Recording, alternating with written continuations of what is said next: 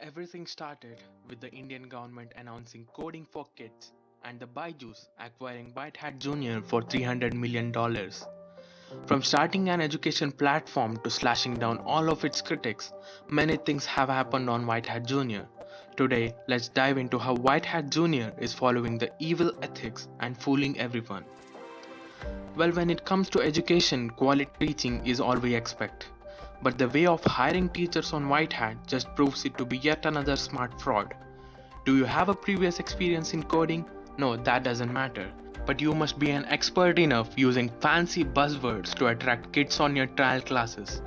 Basically, White Hat Jr. is hiring actors and not tutors. To be honest, making an app out of drag and drop is not coding.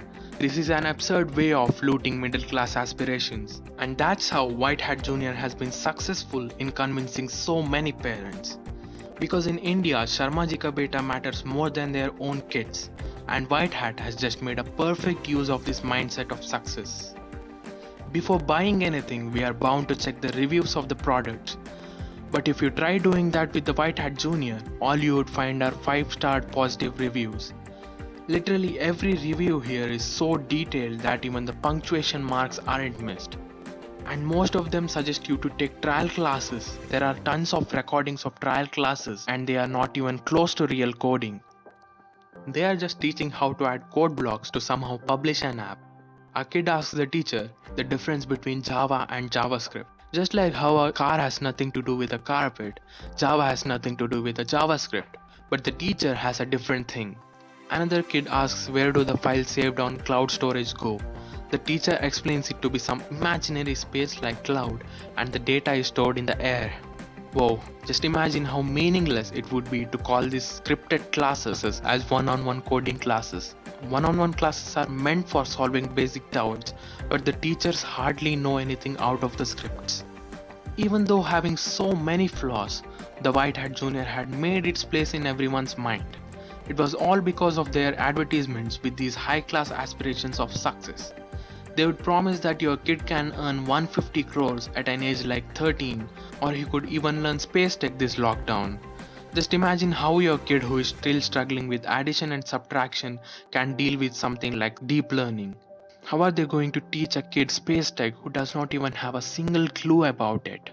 From using Bill Gates to Pichai in their ads, from Elon Musk to Steve Jobs, from randomly naming some stock photos to creating a fictional kid like Wolf Gupta, White Hat has broken all ethics of marketing. Imagine being a parent who would believe in all of these ads and thinking that their kid's gonna make some app, publish it, and a new Google would be born the very next day. Doing a startup is much more complex. They have like 50 to 60,000 engineers working for them and billions of dollars to invest in their apps. If you just look up to their server centers, you would understand that it's not just a piece of code. After all, coding is not everything. Your 6-year-old does not need coding to be successful in life. No investor will be fighting at your doorstep to buy your app. We must focus on making our kids a good human. Skills like sports, music, social skills and dance are the actual things to be learned at such ages. Learning something like coding can be done even after 9 or 10 years, but in an age like 6, they should be probably enjoying their childhood. Exposing them to internet is meaningless. The aim of coding is not building apps or websites like they show on ads. It's the ability to solve the real world problems. And most importantly, the kids should feel curious to dive deep.